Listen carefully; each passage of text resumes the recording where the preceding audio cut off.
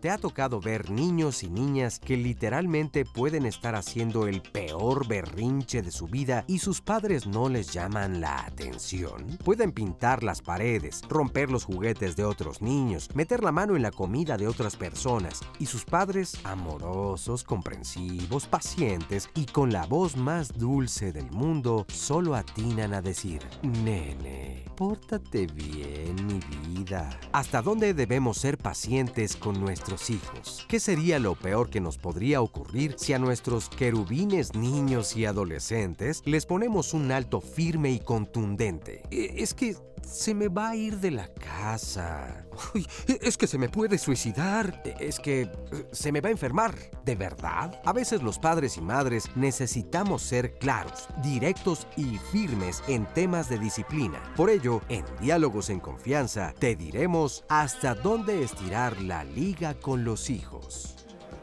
Hola, ¿qué tal? Qué gusto saludarte esta mañana aquí desde el Foro de Diálogos en Confianza. Yo soy Cristina Jauregui y el día de hoy vamos a hablar de este tema que está muy, muy interesante y sobre todo es un tema que nosotros les prometimos hace pues algunas, yo creo que semanas o tal vez un par de meses, porque ustedes nos estaban pidiendo mucho entender la diferencia entre cuidar y la sobreprotección, ¿no? Dar órdenes y sobreproteger. Y bueno, la verdad es que hay una gran diferencia y para nosotros es como muy importante tratar de poner la luz en este tema, porque estábamos comentando ahorita antes de salir al aire que de repente los papás sí estamos como muy perdidos, no sabemos qué son los límites, no sabemos cómo aplicarlos y aparte con todo esto de los derechos de los niños, hemos llegado como con una confusión muy fuerte a ser papás. Entonces, esperemos que este programa sea como muy aclarador para que todos nosotros nos sintamos como más tranquilos en la labor de ser papás y encontremos una luz al final de este camino. Y bueno, como ya sabes, nuestras redes sociales ya están abiertas, estamos listísimos para escuchar todos tus comentarios a través de Facebook Live, las llamadas. Le mando un beso enorme a mi querida Sandy, que bueno, hoy no pudo estar con nosotros, pero la próxima semana seguro estará por aquí. Y por supuesto también los buenos días a todo el público. Gracias por estar aquí, gracias por haberse tomado la mañana para estar con nosotros. En un ratito más estaré con ustedes escuchando también, por supuesto, sus voces. Entonces, bueno, me parece muy importante todo esto y aparte le doy los buenos días a los invitados que tenemos el día de hoy. Hoy está con nosotros Vidal Smil, él es pedagogo, autor y director de escuelaparapadres.com. ¿Cómo estás, Vidal? Muy bien, encantado de volver al programa y tratando de aportar opciones que clarifiquen esta confusión tan grande que hay. ¿Y tú sí la encuentras dentro de toda esta labor que haces justamente con los padres? Sí, bueno, es cotidiano, ¿no? El no distinguir justamente cuándo es un límite, cuándo al establecer un límite muchos padres llegamos a maltratar. Entonces, ¿dónde está la firmeza bien entendida como la capacidad para poner límites sin maltratar? Es un aspecto bien importante. ¿Cómo lo puedo equilibrar? Y hay diversas estrategias y sobre todo enfoques o formas de mirar al niño que pueden ayudarte muchísimo. Claro, por supuesto. Y esto que decíamos de que el programa del día de hoy se llama Hasta dónde estirar la liga con los niños, ¿no? De repente también los papás nos hemos vuelto, parecería, como expertos en paciencia, pero realmente no, como que estamos perdidos un poco ahí, ¿no? Adriana Segovia también está con nosotros, ella es maestra en terapia familiar del Instituto Latinoamericano de Estudios de la Familia C, ILEF. ¿Cómo estás, Adriana? ¿Qué tal? Un gusto estar aquí. Qué gusto tenerte por aquí. Gracias. Oye, sí, esto de estirar la liga, ¿no? Como que de repente hemos visto a papás que, como decía el teaser, empiezan a contar 1, 1.5, 1.25, 1.75, ¿no? Y bueno, ya llega un momento en el que gritas de ¡ya! ¿No? Bueno, es cierto, y como han estado comentando, hay una confusión. Sin embargo, bueno, quizá me van a oír en la parte un poco más permisiva de mi enfoque, pero bueno, ya platicaremos. Claro, será importante encontrar el equilibrio. Nos dirás tú también qué opinas, es muy importante oír todas las voces. Blanca Fabiola González también está con nosotros. Ella es profesora de la Universidad La Salle y terapeuta familiar especialista en violencia filoparental. Blanca, ¿cómo estás? Muy bien, Cristina, muy Bienvenida. contenta. Muchas gracias. Y en esto de la violencia, ¿no? Hemos dicho muchas veces y me gustaría que nos los confirmes o nos digas esto que la sobreprotección es violencia. Pues de alguna manera es la causa, ¿no? Hoy en día se han hecho varios estudios donde se ha confirmado que efectivamente este estilo de crianza genera hoy un fenómeno que es la violencia de los hijos hacia los padres. Entonces, creo que es un tema bastante importante de analizar, sobre todo aclarando esta confusión, como bien lo mencionan ahorita, de cuál es la diferencia, hasta dónde estirar precisamente la liga, hasta dónde no, pero sobre todo dar recomendaciones a las personas que nos están escuchando el día de hoy. Claro, por supuesto. Importantísima. Muchísimas gracias. Lino Villavicencio Flores está con nosotros también, es psiquiatra de niños, adolescentes y adultos. Lino, ¿cómo estás? Muy bien. Qué gusto volver a tenerte aquí sentado con nosotros. ¿Tú qué opinas que puedes decir sobre este tema? Bien, pues creo que a mí me toca mucho de repente ver las consecuencias y las complicaciones de una historia de crianza difícil. Entonces, hay varias cosas que podemos platicar aquí alrededor, sobre todo dentro de esta parte de cómo se va desarrollando la personalidad del chico con base en la crianza y cómo también hay una cosa muy interesante desde lo transgeneracional, ¿no? Cómo de repente no podemos localizar en qué punto estamos con el problema de la crianza, porque a veces son los abuelos, los bisabuelos, los tatarabuelos. Entonces, ¿a qué te refieres con el problema de la crianza? Comúnmente estos estilos de crianza en particular que tienden a ser como, podríamos decir, no amorosos, como rechazantes, negligentes, descartantes, tienden a ser replicados en las generaciones. Digo, al final a nosotros no nos enseñan cómo hacer las cosas, entonces comúnmente el único que nos enseñó fue nuestro papá con cómo los hizo con nosotros, entonces es común que se tiendan a replicar estos estilos de crianza. Claro, fíjate. Oye, o reaccionar al otro extremo. Claro. Reactivamente, Sí, como a mí me maltrataron tanto, ahora no voy a le hacer digo nada al nene, no se me vaya a traumar, ¿no? Que también se termina maltratando. Así es. Eso, fíjense, ese es el punto que a mí me gustaría que aclaráramos un poco. ¿Por qué caer en el otro extremo es maltrato? Porque creo que ahí está un poco la confusión. O sea, veníamos de unas generaciones que eran como muy autoritarias, Sí. ¿no? Donde mi palabra es la ley y aparte en esta casa no se escuchaba tu voz. Y entonces de repente empezó como un movimiento muy fuerte. Yo digo que empezó a partir de este famoso Dr. Spook, no sé si alguno de ustedes leyó el libro, Sí. ¿no? Y bueno, es muy diferente lo que un autor plantea a lo que después se ve, eso lo vemos en todas las filosofías, en las religiones, en todos lados, a lo que ya se ve en la sociedad, ¿no? Pero entonces ahorita hemos llegado a un punto en el que la investigación que hicimos aquí en Diálogos nos arrojaba que, bueno, pues todo lo que tiene que ver con los derechos de los niños, todo lo que tiene que ver con estas voces que nos dicen de no traumarlos, de no hacerles un daño emocional, de escuchar sus voces, de sus derechos y tal. Algunas personas consideran que han llegado al extremo contrario, ¿no? A ser extremadamente permisivos, a no dar como una guía, una línea, no entender la posición que te toca como papá, que no es ni un extremo ni es el otro, Así sino es. el punto medio, ¿no? Entonces, ¿ustedes qué nos podrían decir sobre esto? O sea, ¿creen que estos factores han sido los que han acabado con estar en este momento en el que estamos viviendo, que ha sido tan doloroso para los papás? Definitivamente. Ahora, el punto es que a mí me da la impresión, por experiencia de muchísimos años ya trabajando con familias, con papás, en diversos entornos de toda la República Mexicana y América Latina. He visto similitudes en América Latina. Hay un miedo a los hijos. Estoy retomando un concepto de Jaime Barilco, el gran educador argentino. Y él habla, incluso hay un libro que se titula El miedo a los hijos. Y es una realidad. Estamos tan temerosos de violar sus derechos, etcétera, que nos vamos a ese extremo. Hay que encontrar esa, yo diría, tranquilidad, ese enfoque, esa interpretación de las conductas de mis hijos que me den una posibilidad más constructiva. Se dice rápido, se dice fácil, cuesta mucho porque la función parental siempre está cargada de todas las emociones y de todos los aspectos que en un momento dado no hemos resuelto nosotros. Claro. Porque no hemos reinterpretado, porque no nos hemos puesto realmente a tomar conciencia de por qué estoy actuando de determinada manera o de otra. Simplemente reacciono o simplemente voy por la presión o la moda, entre comillas. Veo también a muchos padres, a muchas madres muy distraídos en redes sociales. Ponen al niño en el parque y la señora se pone a ver su perfil. Todo es selfie, todo es tómate la foto con el niño. exhibir que estoy muy bien cuando en la realidad En la práctica, es otra cosa, ¿no? Claro. Entonces sí estamos como fomentando, estamos centrando tanto en el niño la atención que estamos, no me dejará mentir el doctor psiquiatra que aquí está,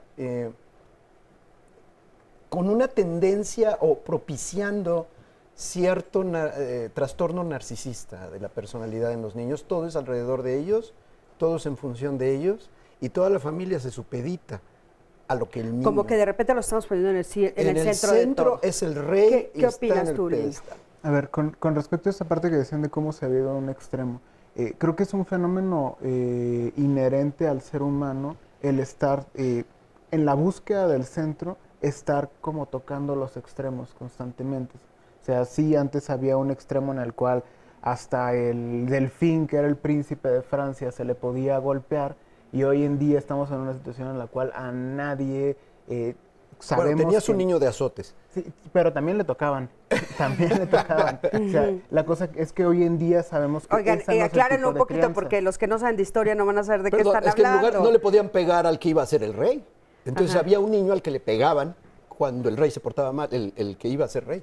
Ajá. Es el niño de azotes. Claro. Perdón. Entonces, después de esto vienen muy necesarios todos los derechos sobre la infancia porque Claro. no se están dando una crianza con base en el amor y de repente llega esta parte de no violencia, tiende a llevar hacia el extremo que es más bien como algunos aspectos de negligencia, que Así son es. los que está tocando. Negligencia. Sí, que es importante ponerlos. Pero a ver, decías que tú ibas a poner el punto de diferencia. Adelante. Pues mira, no es exactamente, pero a ver, claro que vamos a concluir que un punto medio sería lo ideal. Eso es como una conclusión muy evidente. Pero entonces, si eso fuera así tan fácil, ¿por qué es tan difícil de hacer? Bueno, porque yo no, me cuesta lo de generalizar, porque yo creo que cada familia trae una historia, unas familias vienen de historias súper rígidas y violentas, y otras familias de mucha negligencia, que también es violencia, pero ninguno de esos extremos son los extremos de la sobreprotección. O sea, la negligencia, el no cuidado, eso no significa que sean permisivos. Entonces, lo que quiero decir es que esos extremos, o sea, que cada familia es con base como en la tradición, en la historia que traen, respecto a ser muy rígidos o muy permisivos. Entonces, cuando a la gente le preguntas caso por caso, a veces nadie piensa que está siendo muy rígido o muy permisivo. Está haciendo una educación que considera lo más normal. Lo más normal para una gente es pegarle cada vez que hace algo o castigarlo por casi cualquier cosa. Entonces, realmente yo sí diría que es caso por caso. Y la gente que viene de situaciones de mucha rigidez, le cuesta mucho no flexibilizarse y piensa que esa es una educación correcta. Entonces, cuando decimos y solamente decimos al público buscar un punto medio, es que más bien yo los invitaría como a mirar desde dónde viene su estilo de crianza. Claro, por supuesto, y ese sería el principio. Acompáñenme a ver el siguiente sondeo. ¿En qué situaciones pierdes la paciencia con tus hijos? Vamos a ver qué nos dijeron. No es porque lo diga yo, pero nunca la perdí, nunca les toqué ni un pelito a mis hijos, porque no son animalitos, son seres normales. Cuando me decían que no podían hacer las cosas y yo sabía que sí tienen la capacidad, y pues el hacérselo saber y que lo tuvieran que hacer. Cuando no hacen lo que uno les corrige, lo que uno les ha enseñado, lo que les ha educado, ¿no? Pienso que es en esos casos cuando uno te impacientas, pero bueno, finalmente tiene uno que tener cierta tolerancia, ¿no? Para decirles que está mal hecho. Cuando no me hacen caso, no obedecen a lo que les digo que está mal y que se aferran a las cosas, entonces es cuando ahí pierde un poquito la paciencia. Las perdía cuando ya era muchas las veces que les decía que no debían hacer algo. Les gritaba, les trataba de decir las cosas más bien. Nunca les golpeé. Tampoco los podía castigar porque me doblaba. Creo que los amenazaba, pero no se los cumplía. Cuando no nos entendemos en algún tema, pero me relajo y dejo que pase un tiempo y vuelvo a tocar el tema, más tranquilo. Bueno, es interesante escuchar los diferentes puntos de vista de los papás, ¿no? Y a mí me llama como mucho la atención porque de repente, bueno, cuando hacemos las entrevistas, como que todos tendemos a poner nuestra mejor parte, ¿no? Decir, bueno, es que yo sí les tengo paciencia, yo sí hago tal, tal, tal. Pero bueno, en la práctica lo que nos estamos dando cuenta que fue un poquito lo que vimos al principio de la cápsula del programa, el primer teaser que nosotros le sacamos, o lo que sí escuchamos es a muchas mamás y a muchos papás como perdidos, como un poco llegando a pedir ayuda y a decir, bueno, no sé cómo hacerle, no sé cómo guiarlo, no sé qué decirle, no me obedece, no me hace caso, contesta mal, pega, no quiere estudiar, no quiere ir a la escuela. O sea, yo lo que antes jamás escuchaba a personas que llegan y me dicen, pues ya no va a la escuela. Ah, caray. Ajá. Bueno. No sé si te ha tocado, Vidal, pero así de, ya no va. Y yo, ¿cómo que ya no va? Pues ¿quién toma las decisiones en esa casa? Pues ya no va, ¿no? Y estás hablando de niños de 15 años, por ejemplo. Sin embargo, ahí yo creo que también es muy importante, Cristina, rescatar que de alguna manera ahorita, viendo de dónde viene este fenómeno, porque hablaba de que es un problema intergeneracional, yo creo que ahorita los papás, más que confundidos, yo creo que más bien están sobresaturados de información. Los papás, hoy en día, a través de diferentes páginas de escuelas, de libros, tenemos mucha información, pero en algún momento pierden la línea de tanta información. Pero creo que a lo mejor tendríamos que hacer un análisis, a lo mejor desde un punto de vista sociológico, es decir, ¿qué pasa en este cambio de generación que hoy en día los papás actualmente no les es permitido, digamos, poner límites a los hijos? Yo creo que muchos de ellos sí tienen conciencia, sí saben cuáles son los límites, pero el problema reside en cuál es la representación social o ese conocimiento que se les ha inculcado, que es que la autoridad lastima. Sí. Yo he llegado a la conclusión de que ellos no lo hacen, no porque no sepan cuál es el límite o cómo hacerlo, sino porque ellos creen que la autoridad transgrede y lastima, y por eso no lo hacen. Vamos a un corte, en un momentito regresamos, quédate con nosotros, estamos en Diálogos en Confianza y regresamos con este punto.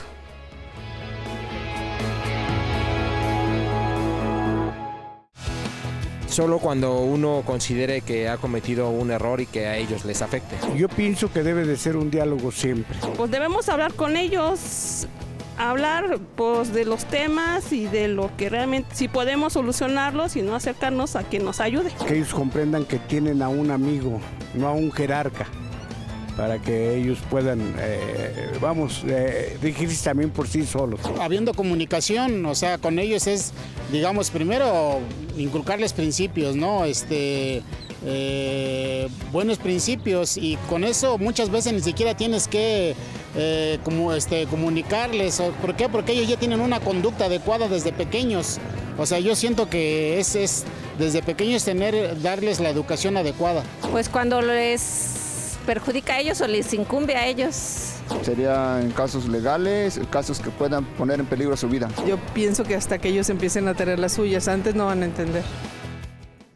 Bueno, pues ya estamos aquí de regreso y muchísimas gracias, ya empezaron a llegar las llamadas, les voy a leer la de María Luisa Tavira. Ella dice, efectivamente muchos padres son muy consentidores, por eso desde pequeños se enseña a ser violentos. Una ocasión que fui al supermercado por mi mandado, en las cajas estaba un niño como de 4 o 5 años llorando desafortunadamente, gritando y muy alterado, y como yo iba en la misma fila, entonces me acerqué y le pregunté de buena forma, ¿qué te pasa, chiquito? El chico me dio una cachetada, pero con ganas, y me sentí tan descontrolada puesto que gente joven a su alrededor de quien se acompañaba no hizo absolutamente nada. Me sentí muy desconcertada y muy mal, pero ellos como si nada hubiera pasado. Muchísimas gracias, María Luisa, y eso es un poco lo que muchos están diciendo, parecería que no está pasando nada. O sea, que las personas alrededor del niño que está haciendo alguna rabieta o que, como decíamos al principio, estás en una casa y de repente, bueno, pues está tirando las cosas por todos lados, subiéndose a los sillones, cosas que antes eran impensables para nosotros y la gente no le dice nada, ¿no? Los papás no le dicen nada o el cuidador que está con ellos no les dice nada. Sí, y creo que en esta parte de lo que también tendríamos que hablar es de responsabilidad, de si se está o no se está educando alrededor de hacerse responsable de los propios actos, porque el hecho de llegar a puntos de violencia y no hacerse responsable de esa violencia, pues habla del problema. Hace un momento comentaba, ¿no? es que al calor de una discusión se puede gritar y pues gritar es una emoción, es el enojo, es una emoción normal. De hecho, esto de contar hasta 10 pues tenía que ver con algunas acciones del sistema nervioso para bajar el enojo, pero gritar es expresarnos, no pasa nada con el gritar. El problema es cuando no te haces responsable de la conducta que estás teniendo. O sea, si gritaste y no dijiste, lo siento, estaba muy exaltado, que es al final lo que se está buscando con los menores. Con los menores de 12 años, tal vez es un poco un problema, porque los menores de 12 años todavía no tienen bien desarrollada causa y efecto para pensar como que un efecto, algo que hago hoy va a tener consecuencias en el futuro inmediato y después también. Pero en los mayores de 12 años es en los cuales sí, a ver, todo lo que haces tiene un efecto y tienes que hacerte responsable de lo que haces. Claro, eso es como muy importante, pero ¿cómo, no? ¿Cómo es que lo ponemos? Porque esto que comentabas, la autoridad lastima, ¿no? Decías, o sea, las personas tienen como esta creencia, falsa creencia, me atrevo a decirlo, de que la autoridad lastima. Es que tendríamos que hacer una lista de falsas creencias. Sí, claro. Que muchas madres y padres de familia tenemos. Sí. Una es esa, creo que tocaste la clave donde yo creo que mi hijo, si le pongo límites, ejerzo autoridad, que proviene de aujeo, que es ayudar a crecer. O sea, no significa lastimar, pero lo tenemos asociado. Es como la palabra disciplina. Yo con mi libro Disciplina Inteligente tengo que aclarar primero que nada qué entendemos por disciplina, porque mucha gente lo asocia automáticamente con represión, con maltrato y solamente con límites, cuando el campo es muy amplio. Exacto, Vidal, parecería que la palabra disciplina, exacto, el concepto, ¿no? Que a veces me dicen, ¿por qué eres tan puntual en las palabras? Pero creo que son importantes, o sea, la palabra disciplina no significa igual a violencia. ¿No? Y en cambio, y nosotros así la tenemos conectada. ¿Por qué no sucedió eso? Pero iba yo a lo de autoridad es violencia. Autoritarismo es violencia. Autoridad es la que tenemos y tenemos responsabilidad y obligación de tener, ¿no? ¿Lo puedes repetir? Eso es que fíjate, responsabilidad y obligación. Así es, y regreso a autoritarismo sí es violencia, porque es una arbitrariedad, es porque yo digo, es a la forma que yo quiera, pero autoridad es que yo tengo la responsabilidad de educarte y de decirte qué se puede y qué no se puede. Y voy a decir una cosa, a propósito de decir cosas muy puntuales. La gente a veces se pierde y cuando dice límites quiere limitar todo. Hay 2 o 3 cosas, bueno, yo siempre sugiero, hay 2 o 3 cosas o 4 o 7, de las 100 que le dices a tu hijo todo el día, que te pares, que levantes tus cosas, escoge unas ciertas cosas que son en las que de veras no puedes negociar. Por ejemplo, el respeto. Ahora, el respeto es una cosa que va de ida y vuelta. O sea, es cierto que no me puedes ofender, pero yo tampoco puedo ofenderte. Sí, hay madres y padres de familia que insultan horrendamente a los niños, les dicen unas peladeces que si te las dijeran a ti no le vuelves a dirigir la palabra, y se lo están diciendo a su hijo, en un afán correctivo. Sí, eso es un poco lo que yo les decía en el bloque pasado, ¿no? O sea, que de repente, bueno, pues sí, yo tengo que revisar qué cosas estoy diciendo yo, por qué él me está respondiendo así. Porque a veces yo estoy diciendo unas palabrotas que no me atrevería a decírselas a nadie y se las estoy diciendo a mis hijos, ¿no? Así es. Entonces, el concepto de autoridad como idea falsa, el concepto de disciplina y todas sus interpretaciones alteradas, una búsqueda de obediencia. Cuando los papás quieren que su hijo obedezca, en las conferencias hasta tiemblan cuando me lo dicen, es que quiero que me obedezca. Todo lo que me dices está bien, pero ¿cómo hago que me obedezca? Digo, pues cómprese un pastor alemán, señora, porque su hijo no va a obedecer. La obediencia, perdónenme, no es una meta educativa válida. Que mi hijo me haga caso y que coopere, sí. Y totalmente cambia mi enfoque y mi aproximación al niño cuando yo quiero que colabore y coopere, a diferencia de que me obedezca porque me debe la vida o quién sabe qué idea extraña. Oye, a ver, mira, pero hablando en ese punto muy puntual, por ejemplo, ¿hay en algún momento, porque los papás nos van a decir, ¿qué pasa cuando yo ya estoy frente a un adolescente? No estamos hablando de los niños chiquitos, y de repente me doy cuenta que está bebiendo de más. o de repente me doy cuenta que ya está metido en drogas, o tal vez está juntándose con un grupo que es de alto riesgo porque tal vez es un grupo que hace retos que lo ponen en riesgo. Ahí valdría la pena ser marcar autoritarismo o ser autoritario, o qué nos dirían ustedes, o sea, en esos casos donde ya estoy frente al adolescente.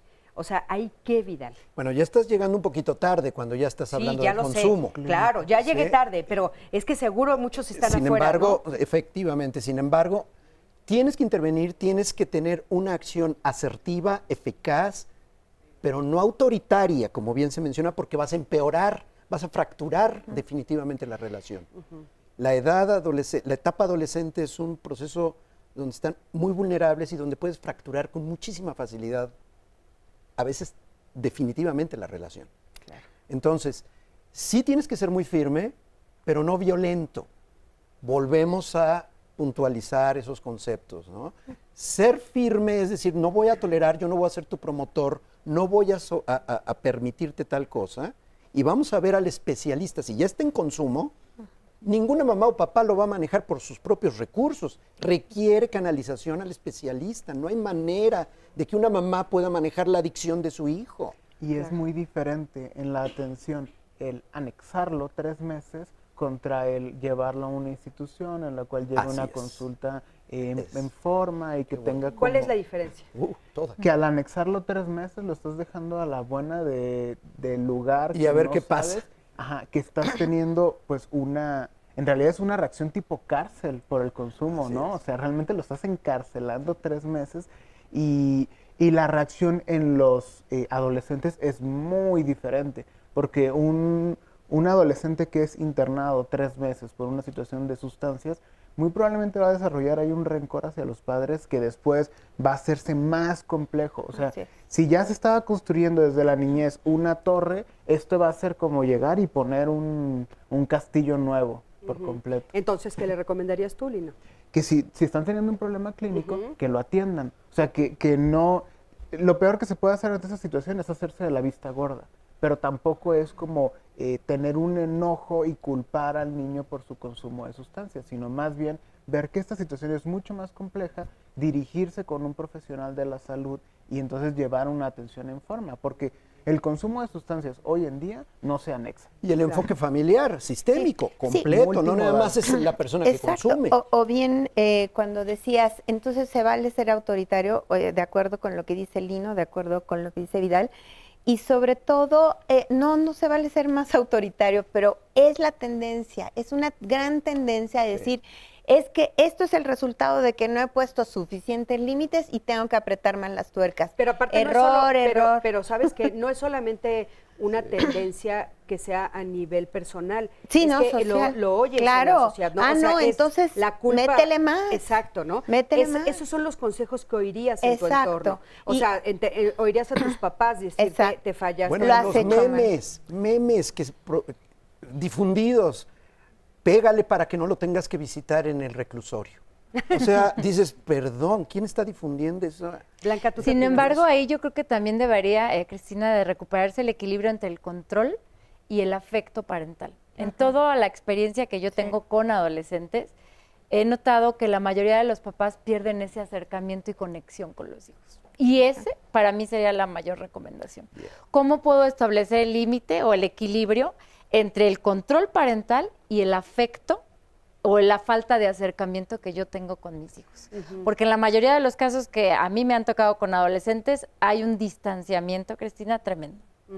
Por cuestiones laborales, por cuestiones X, Y o Z, creo que por ahí es un buen punto. Si bien tenemos que tener la ayuda de la especialista, el acompañamiento, una terapia integral sistémica, sí es importante buscar otra vez cómo recupero la conexión con mi hijo. Oye, es mi hijo. Y dijiste laboral, pero yo creo que habría que nombrar los otros también, porque de repente es como una y otra vez esta idea de que entonces no trabajen las mujeres, que no trabajen las mujeres, que no trabajen las mujeres. O sea, porque dicen es que los abandonan, es que están en el área laboral y entonces por eso no hay comunicación con los niños. Yo creo que es algo más profundo, ¿no? Como una, aparte de, claro, por problemas laborales o por el exceso de trabajo que se está teniendo a nivel social, bueno, también es, pues, definitivamente no saber comunicarnos, no tener educación en la comunicación, no saber cómo acercarme a mi hijo, no saber cómo hablar de emociones, en fin. El ejemplo que decía, perdón, Vidal, hace ratito de estoy en el parque y en lugar de estar compartiendo, acercándome con mi hijo, estableciendo esta conexión, estoy yo absorto, ¿no?, en las redes sociales y dejo, ¿no?, de una manera, pues a lo mejor inconsciente, ahí, ¿no? Entonces se pierde esta parte de acercamiento, sí, efectivamente, no solamente por las cuestiones laborales, las mismas redes, estamos ahora distraídos. Más Esa distraídos. es Y la aparte cuestión. habría que preguntarnos distraídos en qué, caray, Así es. ¿vale la pena en qué? Oigan, salimos a la calle a preguntar cuál es la diferencia entre proteger y sobreproteger. Pues vamos a ver qué fue lo que nos dijeron. Acompáñenme. Proteger es ver por ellos bien y sobreproteger es que quisiera uno darles hasta lo que no tiene uno. Entonces los envicia uno. Sobreproteger es excederse, digamos, en los cuidados. Sobreproteger pues ya sería quererlos, evitarles cosas, quisiera uno encapsularlos para que no pasen pues cosas, problemas, ¿no?, cosas negativas, pero pues a ellos también tienen que aprender. Proteger es sí, darles una protección adecuada, digamos, es lo que yo pienso. Sobreproteger es muchas veces que como papás o mamás queremos tener a nuestros hijos en una cápsula, que no les hagan daño. Proteger, pues sí, protegerlos un poco, pero para que ellos no se vayan por otros caminos, y sobreproteger, pues eso yo digo que no, porque le estás haciendo mucho daño. Proteger, pues es que ellos también tomen sus decisiones y a final de cuentas, si hay errores, ellos van a solucionarlos y aprender de ellos. Proteger es, para mí, pues, de un peligro. Y sobreproteger es cuando comete algún error y encubrirlo. Proteger es solamente decirles lo que el riesgo que pueden correr. Sobreproteger es no permitir que lo hagan. Hay que dejarlos. Proteger, puede ser proteger de algún accidente, pero sobreproteger es creemos que los estamos ayudando, pero al contrario les estamos haciendo muchísimo daño. Fíjense, parecería que la pregunta es fácil de responder, pero yo creo que muchas veces no nos damos cuenta que estamos sobreprotegiendo. No es tan sencillo, ¿no? Hay como muchas sutilezas en las cuales los papás de veras estamos perdidos. ¿Ustedes reconocen algunas que nos puedan compartir? 3. A ver. Uno es criar en exceso, o sea, cuando ya no corresponde a su edad, seguir haciendo por él lo que él ya debería hacer. Crianza excesiva. Como vamos a poner dormir en la cama de sus papás si tiene 5 años, porque cuando nació tuvo reflujo. No, pues ya párale, ¿no? Ya se le quitó hace 4. Entonces, ahí sigue metido. O yo le acabo la tarea, o no vayas a la escuela hoy porque hace mucho frío, amor. ¿Sí? O yo te la acabo y esa bruja de la maestra que te deja tantas cosas, yo la acabo. Sí, yo escuché el otro día a una mamá decir, bueno, yo te adelanto matemáticas mientras tú haces español. Dije, ¿qué? Así es. ¿No? A ver. Eso es una. Y la otra es poder darle demasiado. Sin que lo pida ni siquiera, ¿no? Así es, le estás dando demasiado. El concepto de demasía es importante también aclararlo, el exceso. Y usar en tu lenguaje cotidiano con los hijos la palabra demasiado. No te compro tal peluche porque ya tienes demasiados. Hay un concepto de exceso que debe de quedarle muy claro. Ya tienes 31 años. No, 31 peluches. Ya no más, ni un peluche. Oye, pero vimos aquí un chavito que tenía como 40 pares de tenis. Bueno, de veras nos los vino a platicar. A ver, pero eso que mencionan los ejemplos son maravillosos porque la limitación que hacen, la sobreprotección es la limitación, Cristina, que hacen los padres en la realización de ciertas acciones que corresponden a cada etapa. Ahorita que me dice, escucho el ejemplo de la cama, yo conozco el caso de un niño que tiene 7 años y los papás duermen junto con ellos, pero en una cuna. ¿Por qué lo tienen en una cuna a los 7 años? Si él tiene su cuarto, su cama, para que no le dé frío. Porque le compraron una litera para que no se caiga. Porque entonces viene una sobreprotección. Pero no solamente eso, tiene 7 años y no se baña ni se cambia solo. Claro. Un calcetín. Lo inutiliza. Entonces, esa es la sobreprotección, la limitación que tiene que ver de actividades propias en cada una de las etapas. Y escuchar la voz de ellos, ¿no? Porque ellos han de decirte, pero ¿por qué me regañas si lo estoy adorando? Lo estoy cuidando, lo queremos muchísimo, Sí, lo pero protejo. es un amor tóxico. ¿No? Vamos a un corte, en un momentito regresamos, quédate con nosotros, estamos en Diálogos en Confianza.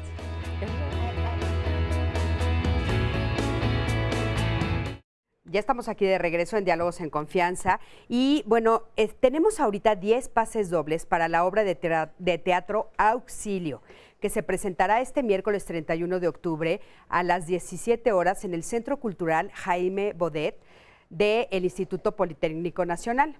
Esta puesta en escena del Instituto Politécnico Nacional, en coordinación con el colectivo Teatro Sin Paredes, tiene como eje central el movimiento estudiantil de 1968. Fíjense qué interesante. Y bueno, si ustedes quieren asistir, por favor comuníquense al centro de contacto con la audiencia al 5166-4000. Les repito, tenemos 10 pases dobles, así es que hablen al 5166-4000 para que ustedes se los puedan llevar. Y bueno, acompáñame a ver el siguiente material. A ver, hijo, voy a contar hasta 3 para que limpies tu cuarto y te bañes. 1, 1 y medio, 2, 2 y un cuarto, 2 y un medio, 2 y 3 cuartos, 2 y casi 3. Bueno, ¿vas a limpiar o qué? Es la última vez que limpio por ti. No me tientes, porque la que sigue me vas a encontrar y te vas a acordar de mí. ¿No ves que yo solo quiero cuidarte y abusas de mi paciencia? Si lo que los padres y madres queremos es cuidar a nuestros hijos, ¿por qué terminamos por hacer lo que les corresponde a ellos? ¿Será porque no somos pacientes con nuestros hijos? Es más, ¿cuál es la diferencia entre cuidar y sobreproteger? Blanca González Moreno, profesora terapeuta familiar e investigadora del fenómeno de violencia filioparental, nos explica que el cuidado de los hijos se manifiesta en la atención que los padres ponen cuando ayudan a sus hijos a desarrollar su autonomía. La sobreprotección, por el contrario, busca evitar que los hijos sean autónomos. A veces los padres justifican su sobreprotección diciendo que los niños son pequeños, que a las niñas y los niños no se les debe de llamar la atención, que hay que darles lo mejor porque solo se es niño una vez en la vida. Sin embargo, esa sobreprotección es una forma de violencia porque estamos impidiendo, evitando y obstaculizando que los niños y las niñas lleguen a ser personas autónomas. Y habrá quienes digan que a los niños hay que tenerles paciencia infinita, pero ¿se te ha ocurrido pensar que detrás de esa paciencia de santo que muchos padres y madres dicen tener, en realidad puede ser una forma de negligencia? Es decir, que en lugar de asumir el cuidado y disciplina de los hijos, en realidad estamos delegando la responsabilidad a los abuelos, a los tíos y hasta a los maestros. ¿Qué opinas? Muchísimas gracias por este material, está sensacional porque creo que es un reflejo clarísimo, ¿no?, de lo que estábamos diciendo. ¿Cuántos de nosotros nos hemos escuchado, ya no contando así, sino el 1, 2, 3, que no viene ni al caso, ¿no? Cuando uno da una orden, pues es una orden, no es un por favor, hazme un favorcito, y órale, 1, 2, 3, 4, 5, 6, 10, 20, 40, métete a bañar, ¿no? Entonces, sí estamos como confundidos en eso y creo que eso es lo que tenemos que saber, ¿no? Las mamás y los papás que estamos viendo esto. Y bueno, por aquí tengo a Berenice. ¿Cómo estás, Berenice? Bien, gracias. Bienvenida.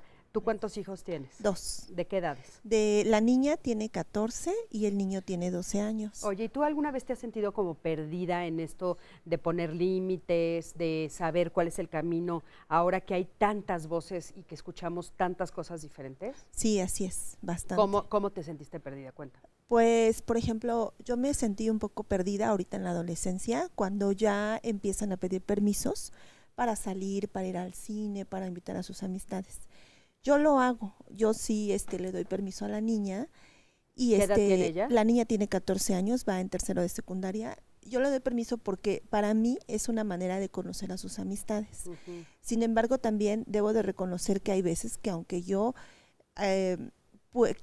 quisiera ayudar o que vaya, pues hay veces también que tengo que ponerle un alto y decirle, no, sabes que ahora sí ya no, ahora sí te quedas en casa. Oye, y me dices, a veces tengo como confusiones. ¿Te confunde que de repente no saber si dar el permiso porque no sabes la información? ¿Qué es lo que te confunde? Sí, exactamente, dar el permiso y los sitios, que yo no sepa exactamente si al domicilio a donde va o con quienes acude. Y más si son espacios abiertos, ahí es donde sí me entra la confusión de decirle, ¿le daré permiso o no? Fíjate qué importante lo que nos dice Berenice, porque en este tema de a estirar la liga, creo que este es un punto al que llegan todos los papás de adolescentes, ¿no? De repente está, ¿a dónde sí lo dejo salir? ¿A dónde sí la dejo salir? ¿Es niña, es niño? ¿Esta fiesta sí, esta fiesta no? ¿Cuántas sí en el fin de semana? ¿Cuántas no? ¿Qué podrían decirle como de orientación? ¿Quieres decir? Sí. Yo creo que ahí es muy importante, al final los papás son los que deciden, ¿no? A qué lugares y son los que tienen el juicio para decidir a cuáles. Lo que sí creo, Cristina, y es que es muy importante que se les dé de manera que ellos consideren apropiada los permisos. Porque al final el fomentar la autonomía, precisamente la independencia, es una característica propia de la adolescencia y es lo que les permite alcanzar ese crecimiento y desarrollo. ¿A qué lugares y a cuáles sí y a cuáles no? Bueno, ya los papás son los que decidirán, ¿no? Con base a su propio juicio, cuáles son los Pero, adecuados. por ejemplo, Vidal, ¿qué cosas tendría yo que observar? O sea, por ejemplo, como mamá, ¿no? Me llega mi chiquita de 14.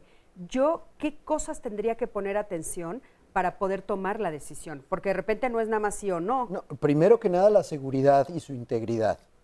Y dejar muy claro, dentro de los límites tú tienes que poner muy claro, te dejo, pero hay requisitos que debes de cubrir para que tú puedas conservar ese privilegio. Y es, donde me dices que vas a estar, estás. La pila del celular no se acaba. 3, si te vas a mover de lugar, me dices, y si hay algún problema, por más feo que sea, necesito saber. Entonces, tú pones el parámetro para que entonces no haya duda alguna de que la niña está siendo protegida y no sobreprotegida, simplemente prohibiendo que tenga ningún posible riesgo. Oye, Vidal, estamos hablando, por ejemplo, en el caso particular que nos está diciendo Berenice, de una niña de 14. ¿A los 14 años o hasta qué edad tú recomendarías sí llevarla al lugar en el que se va a quedar o no acompañarlos? No, sí, esa edad es definitivo, 17 años, 16, yo voy y te recojo, es menor de edad. Exacto. Entonces le puede dar oso, perdón el término tan coloquial. Sí, claro, pero le lo puede dar dicen. mucho pena, y ay, qué oso, bueno, si quieres te recojo a media cuadra, pero voy. Y yo veo y además, con buena cara, mamá y papá, vas y lo recoges, porque si no, no vuelve a pedirte nada con respecto a una situación. Por ejemplo, a alguien se le pasaron las copas, están bebiendo, tú te das cuenta que están bebiendo, son menores de edad. Eso es una cuestión bien importante, el consumo cuando son menores de edad es bien importante estar al tanto y tener parámetros que no sea por humor, que no la dejes un día y al otro no, según tu saturación personal o tu humor, sino criterios donde tú dices, oye, no conozco a nadie, ¿dónde están los papás en esa fiesta que te invitaron? ¿No hay papás? Perdón, no vas. Entonces, hay momentos donde aparentemente se está rompiendo la relación, pero fíjate que al mantenerte en ellos con criterios predecibles, y eso es una palabra clave, ser predecible para el niño, ¿no? Que depende del humor de mi mamá. ¿Cómo amaneció el enemigo? Dice el hermano, ¿no? No, ni le pidas nada. Entonces, es tan voluble, tan variable, que no le das predictibilidad, o sea, no eres predecible, y eso es lo peor cuando intentas. Entonces, por ejemplo, ahí podríamos decir que ahí sí es un límite que no, yo como papá, no debo de ser flexible en él. O sea, eres menor de edad, tengo que checar que el lugar sea seguro, tengo que llevarte yo, tener acceso. Estas cosas que tú comentaste, mientras seas menor de edad, no voy a ser flexible. Y conservas, cumpliéndolos, el privilegio. De otra manera, no. Como bien lo mencionabas, es tener esa capacidad de darle confianza. Si tú le das confianza a la niña o al niño, es como le estás dando un peso muy importante y dices, yo creo en ti. La propia niña, el propio niño, al hacer algo incorrecto, va a dudarlo muchísimo al estar en la posibilidad de hacerlo porque me dieron confianza.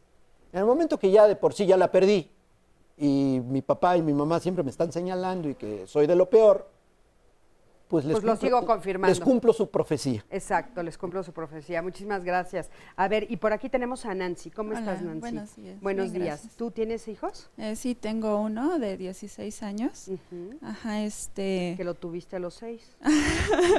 Qué jovencita se ve, ¿verdad? No, bueno, Sí, yo siento ¿Y cómo que te ha soy... ido con tu jovencito de 16? Porque está justo en esta etapa de la que estamos hablando, ¿no? Cuando empiezan a salir a las fiestas, empiezan a pedir permiso y como dicen ahorita los especialistas, no te dejan ni acercarte a la puerta, quieren que los dejes a 6 cuadras. Exacto.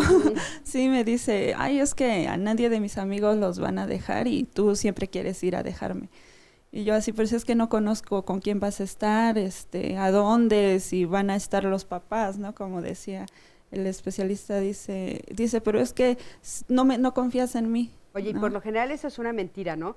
Porque yo me imagino a todos los papás justo teniendo la mismita conversación que tú 1 hora antes de la fiesta. Sí, de hecho tenemos un Soy el WhatsApp. único. Sí, tenemos un grupo de WhatsApp, los papás, ¿no? Y ahí nos comunicamos, no, pues van a estar en casa de fulanito y pero sí de repente ellos quieren como que más libertad, ¿no? Por la edad y dices que se meten mucho, dice los papás, dice, no deberían.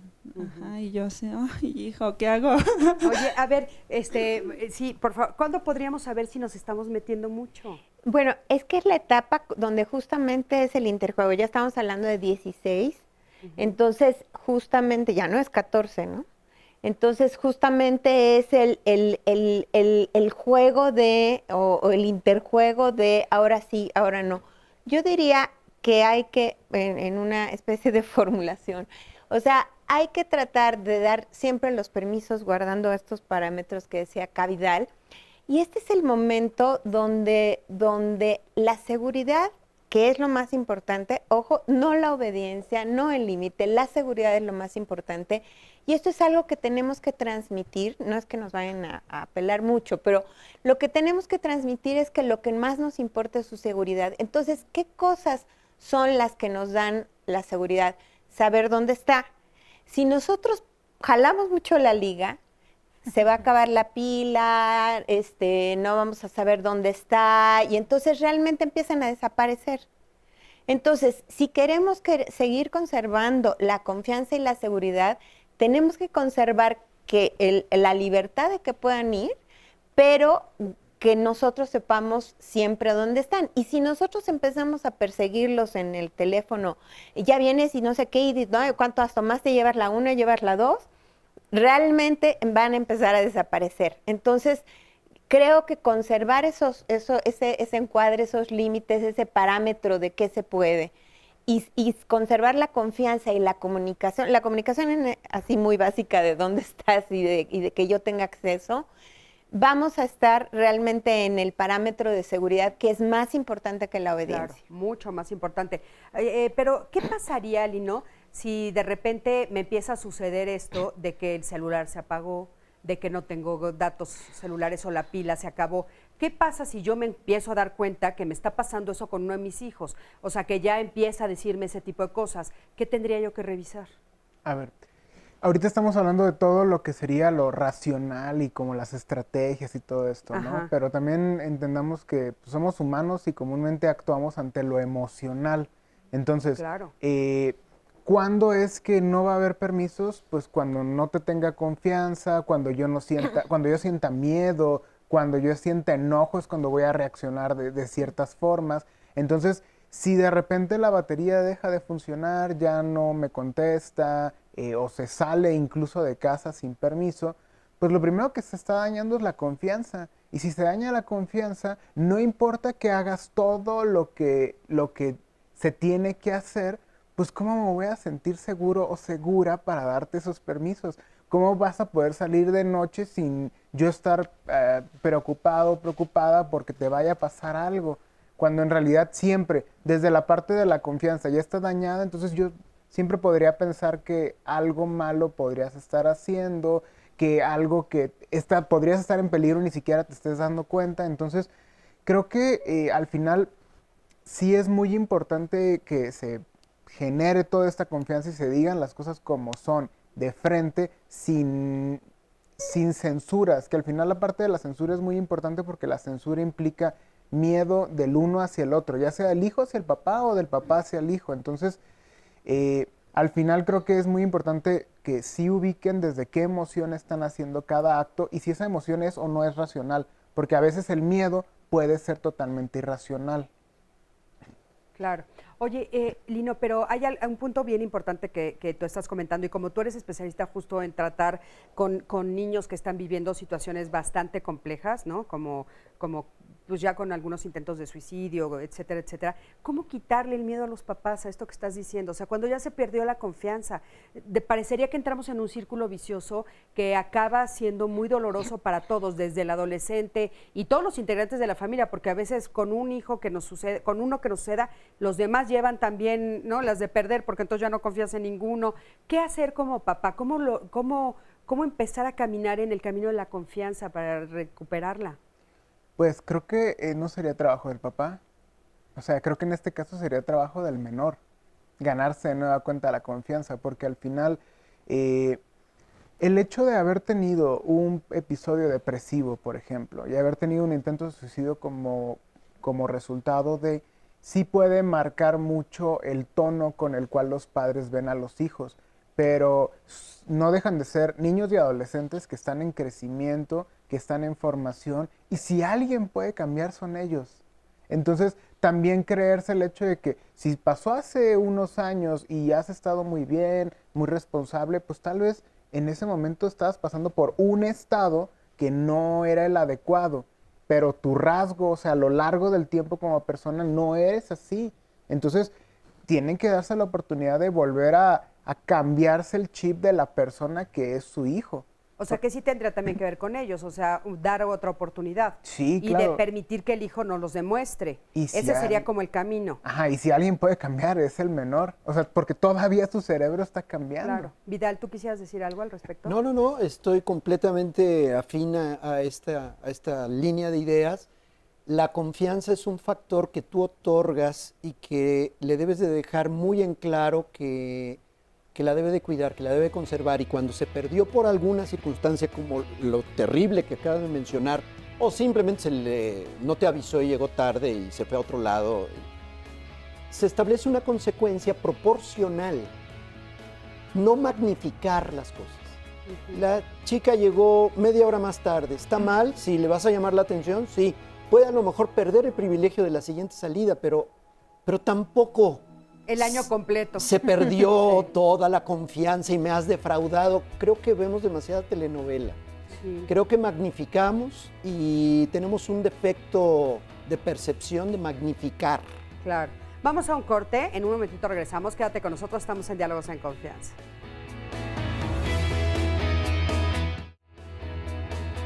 Donde se ha confirmado que efectivamente este estilo de crianza genera hoy un fenómeno que es la violencia de los hijos hacia los padres. Como rechazantes, negligentes, descartantes, tienden a ser replicados en las generaciones. Digo, claro. Reactivamente, sí, como a mí me maltrataron tanto, ahora no voy a hacer nada al nene, no se me vaya a traumar, ¿no? Que tan temerosos de violar sus derechos, etcétera, que nos vamos a ese extremo. La función parental siempre está cargada de todas las emociones y de todos los aspectos que en un momento dado no hemos resuelto nosotros. Creo que es un fenómeno inherente al ser humano el estar en la búsqueda del centro, estar como tocando los extremos constantemente. Y de repente llega esta parte de no violencia, tiende a llevar hacia el extremo, que es más bien como algunos aspectos de negligencia. Que son... Claro que vamos a concluir que un punto medio sería lo ideal. Es que cada familia trae una historia, unas familias vienen de historias súper rígidas y violentas, y otras familias de mucha negligencia, que también es violencia, pero ninguno de esos extremos son los extremos de la sobreprotección, ¿no? Gente que viene de situaciones de mucha rigidez, le cuesta mucho no flexibilizarse. Yo creo que ahorita los papás, más que confundidos, yo creo que más bien están sobresaturados de información. Pero gritar es expresarnos, no pasa nada con el gritar. El problema es cuando no te haces responsable de la conducta que estás teniendo. Donde yo creo que mi hijo, si le pongo límites, ejerzo autoridad, que proviene de aujeo, que es ayudar a crecer. Mucha gente lo asocia automáticamente con represión, con maltrato y solamente con límites. Autoritarismo es violencia autoridad es la que tenemos y que tenemos responsabilidad y obligación de tener, ¿no? Esto ya lo sabes, pero no está por demás recordarlo. Cuando estamos enojados con nuestros hijos, a veces pueden llegar a hacer cierto tipo de cosas para hacernos enojar. Por ejemplo, no despertarse sino hasta que les levantamos la voz. No recoger su habitación aunque lo hayamos pedido 5 veces en el día. No sacar ni alimentar a la mascota que tanto nos pidieron de cumpleaños, etcétera, etcétera, etcétera. Porque creen que a lo mejor no nos entienden, que a pesar que nosotros vivimos como ellos y sabemos que realmente no van por el camino correcto. Pues no siempre, pero sí, pues tienen sus etapas y ellos tienen otra época, otras ideas. Por rebeldía, porque piensan que los padres ya están grandes, que ya no tienen nada que enseñarles, pero, o sea, uno siempre va a estar, creo yo, por delante de ellos, ¿no? Por muy preparados que estén. Porque yo digo que piensan ellos que están en la razón y por la juventud que tienen también, no sé, los tiempos también. Para ver hasta dónde pueden conseguir las cosas nada más. Yo creo que esto se basa desde que uno los empieza a educar. Y lo mismo sucede con los hijos, quienes a veces piensan que los padres solo están para aguarles la fiesta, llenándolos de responsabilidades y juicios sobre su forma de vestir, hablar, de relacionarse con los amigos y hasta en la forma de divertirse. No, de hecho mis papás sí me apoyan porque pues ellos realmente nos tenemos mucha confianza. Ellos me educaron de la manera en que mis decisiones tienen un sustento y van a tener una consecuencia que puede o beneficiarme o perjudicarme y dejan mis decisiones a mi propio criterio. Probablemente porque ellos ya han tenido experiencias y creen que yo puedo tener algunos problemas en mi crecimiento y a lo mejor no quieren que yo pase por problemas. Tal vez sean contrarias a lo que ellos quieren, a lo que ellos buscan para uno. Pues en realidad mis papás sí apoyan mis decisiones. Son muy abiertos a lo que yo decida y siempre están para apoyarme. Unos y otros creemos que nos queremos llevar la contra. Sin embargo, a veces estas creencias no son verdaderas, sino que son distorsiones cognitivas, es decir, formas erróneas de percibir la realidad y que se generan por un sentimiento que nos rebasa. Por eso, antes de llegar a la conclusión de que tus hijos te quieren ver enojado, de que están haciendo todo lo que está de su parte para sacarte de tus casillas, trata de considerar que puede ser el enojo el que los esté haciendo magnificar la situación. Fíjense qué interesante porque, bueno, lo que estamos viendo es como esta confusión de lo que se siente a nivel de los hijos y de lo que se siente a nivel de los papás, ¿no? Y entonces a veces hay como esta terrible distancia que, insisto, seguramente es la falta de comunicación, ¿no? Que es lo que estábamos viendo en esta cápsula. Pero la comunicación no siempre es en un momento cálido de sentarte, contacto visual y vamos a hablar tú y yo. Así no ocurre, ocurre en los momentos... Ojalá, pero no. No es así. Entonces, cuando hablamos de mayor comunicación, a veces ocurre después de que le dijiste que no iba a ir a un lugar, azotó la puerta furioso, al rato sale y dice que hay de cenar. Es decir... bueno, si sale y dice que hay de cenar, ahí podríamos decir que hay una buena comunicación, ¿no? Porque hay unos que no salen en todo el día. De acuerdo. Y hay otros que cuando salen le dicen, para ti no hay de cenar. ¿No? Bueno, sí, ya no estamos yendo Pero sí sucede. Sucede. El punto es que la comunicación no tiene que ser tan formal por parte de los papás. Vamos dando el espacio para que cuando nos diga algo, no le rebotemos, no seamos como un frontón donde rebota todo y no le tomamos ninguna porque tenemos verborrea. Es una enfermedad donde hablamos y hablamos y hablamos. Y no le permitimos, no escuchamos nada. Oye, a ver, fíjate, en esto de lo que nos están diciendo en desesperación. Todos estos son anónimos y fíjate qué impresionante que en un tema como este tenga que ser anónimos, pero hace 2 meses me casé. Mi esposo tiene un hijo de 11 años y vive con nosotros ya que su madre falleció hace 6 años a consecuencia de cáncer de mama. La cuestión es que el niño, y así se refiere a él, no dice su nombre, no dice nada, el niño no muestra respeto hacia las personas con quienes interactúa, incluyéndome a mí y a su papá. Suele llamarnos con sobrenombres, se niega a limpiar su habitación y el problema es que él no tiene ni hábitos de higiene ni nada, pero mi esposo lo apoya porque tiene miedo que los químicos de los jabones y de las pastas le dé cáncer a él también y entonces él se muera. yo me encuentro en un total desacuerdo con esto y con mi esposo, obviamente. Él ya dice que él ya perdió demasiado con su muerte y con la muerte de la mamá y que él ya sufrió mucho, el niño y él. Y entonces que, bueno, pues él no quiere que se vaya a temprana edad de su casa, él no quiere que lastimar su autoestima y sobre todo el niño cuando lo reprimen grita que se va a suicidar. Los amenaza con eso. Él siempre termina llorando, mi esposo siempre termina llorando y yo ya estoy desesperada porque aparte soy yo la que lo cuido y la que intento explicar esto y la verdad es que no encuentro Fabiola quería decir. Sin embargo, ahí fíjate, Cristina, en este caso que mencionas, qué interesante, hay muchas cosas que analizar, sobre todo ahí. Aparte de la dinámica familiar, vemos 4 conductas presentes de violencia y afilio parental, que en algún momento lo tuvimos aquí, y es el hecho de que ya empieza a chantajear, a denegar, a sobrenombrar a los papás, y todo esto con el objetivo de controlar y dominarlos, para obtener lo que él desea. Sin embargo, yo creo que aquí un punto importante de analizar no solamente es cómo atacar este tipo de problemáticas, sino el miedo. Cómo los papás superar este miedo ante las amenazas y los chantajes del hijo, porque evidentemente está logrando su cometido, que es, a través de esto yo al final hago lo que quiero que tú hagas. Y en esa parte es importante ahí cómo hacer la intervención, ¿no? Sí, pero es evidente que ella está sola frente a la crianza. O sea, ellos no están del mismo lado, el marido y ella. Y ese es el primer problema, es lo que decimos en estructural, decimos el hijo está arriba de los hombros del papá, por todas las razones que nos acaba de dar. Y entonces ella sola no va a poder. O sea, ella sí necesita tener acuerdos con el marido, que ya entiendo que está muy difícil por la situación que está diciendo. Está rebasado. Y entonces no es como un caso como muy típico, o sea, que es como un caso extremo ahí, donde ahí sí yo recomendaría la terapia familiar, porque ella sola no va a poder.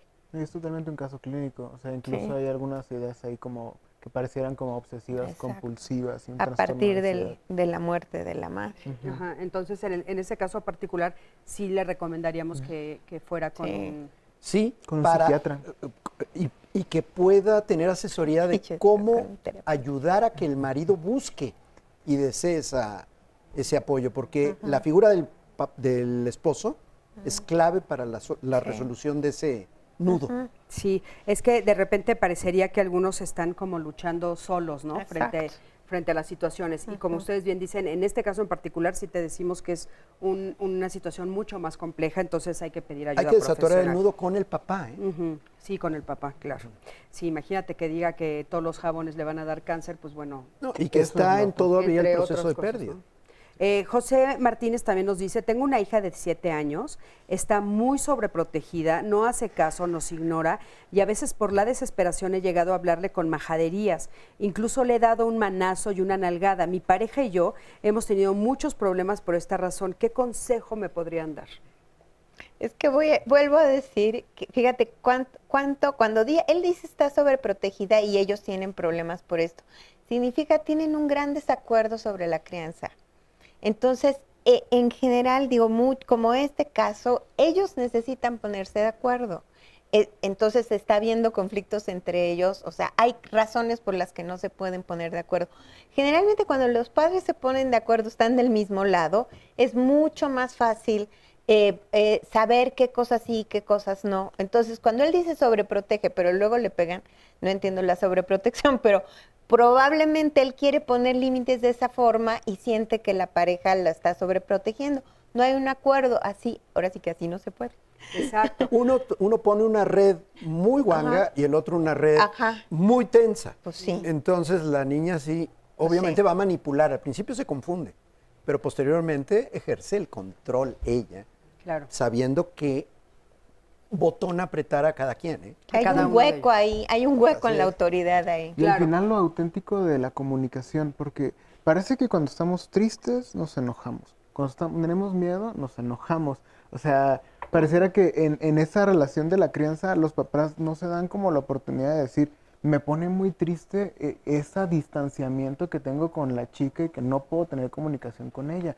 Es que no pueden decir, tuve muchísimo miedo de que dijiste que llegabas a las 10 y llegaste a la 1. Imagínate esas 3 horas que yo estuve así como desesperado porque no llegabas.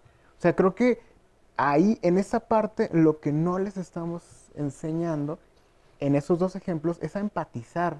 Porque al final lo que queremos es que aprendan a empatizar, o sea, que aprendan a ponerse en los zapatos de uno y conforme a ponerse en los zapatos de uno, se hacen responsables de su conducta.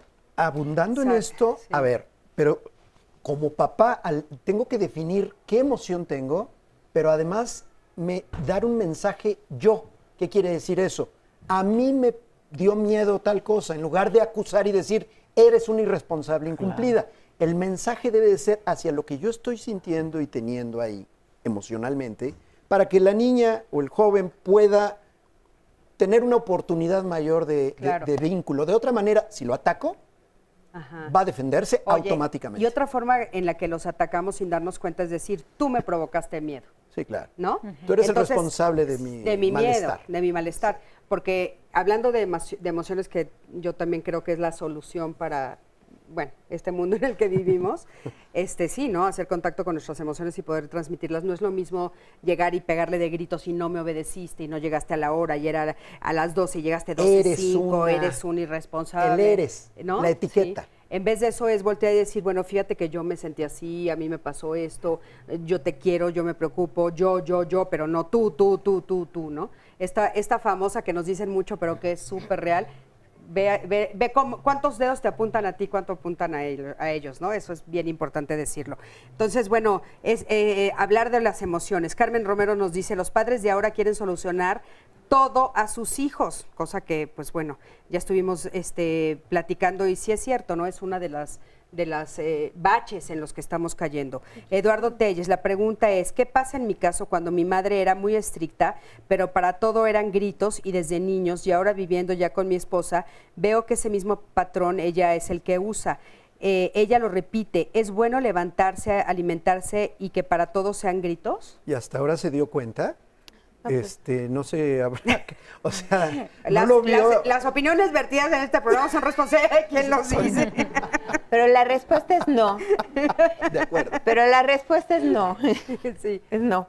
¿No qué? O sea, no es bueno levantarse con gritos todo el tiempo. No. La respuesta claro yo creo que obvio no es esa la respuesta que le está buscando. Él sabe que no. ¿Qué otra cosa le podríamos decir? Le podríamos decir que busque definitivamente hablar mencionando, insisto, mensajes yo de, oye, me siento muy mal por esto, tengo una muy desagradable sensación, cada mañana ocurre esta situación y a mí me produce tal.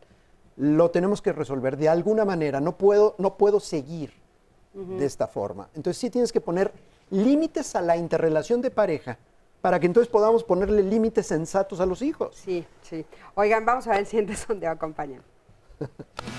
Cuando tengan la mayoría de edad y cuando ellos maduren.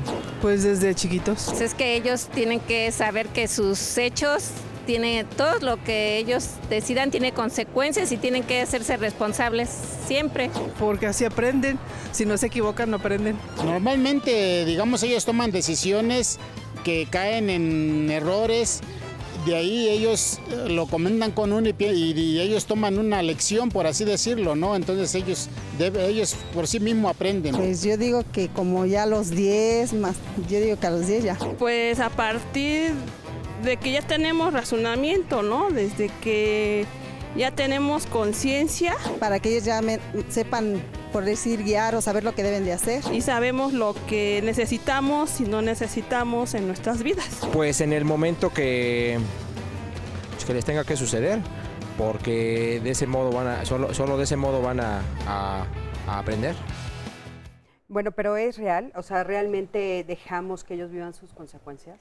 Yo creo que ese es uno de los grandes problemas o de la consecuencia de la sobreprotección, que a veces el miedo a evitar que los hijos se equivoquen o que se lastimen impide el crecimiento.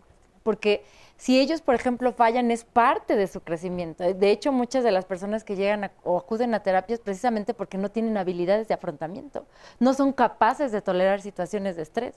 Pero ¿cuándo lo permitiste que se sometiera a una ligera situación de estrés? ¿Cómo pretendes desarrollar esa habilidad si tú mismo no le brindaste, digamos, la situación para que ellos la desarrollen? Entonces, yo creo que la sobreprotección esa es una de las grandes consecuencias. que limitamos que ellos desarrollen habilidades de afrontamiento para que más tarde, como personas adultas, estén capacitadas para afrontar ciertas situaciones de estrés. Julia Borbolla menciona un término muy atinado que es vacunas de frustración. Son pequeñas dosis de frustración y lo retomo su concepto totalmente porque viene muy al caso, ¿no? Claro, por supuesto. Desde el nacimiento. Desde el nacimiento, por supuesto que sí.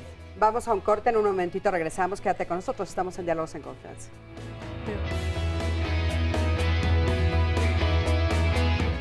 Bueno, ya estamos aquí de regreso en Diálogos en Confianza y en este momento te voy a pedir que pongas atención porque vamos a pasar a algunas personas que están desaparecidas y tú sabes que todos los martes hacemos esta labor y bueno, cualquier dato que tú tengas, cualquier cosa que nos puedas, cualquier información puede ayudar a que se reencuentre con sus familiares. La primera persona que vemos es a Frida Guadalupe Cortés Olvera. Ella desapareció en calle Lomas de Valencia, Manzana 8, Colonia Fraccionamiento Bosques de Coacalco, en el Estado de México. La fecha es el 7 de octubre del 2018. Frida Guadalupe. La siguiente persona es Manuel Frías Tejeda. Desapareció en calle Mérida número 73 o 43, en la colonia Roma, Alcaldía Cuauhtémoc, en la Ciudad de México, y desapareció el 1 de marzo de este 2018.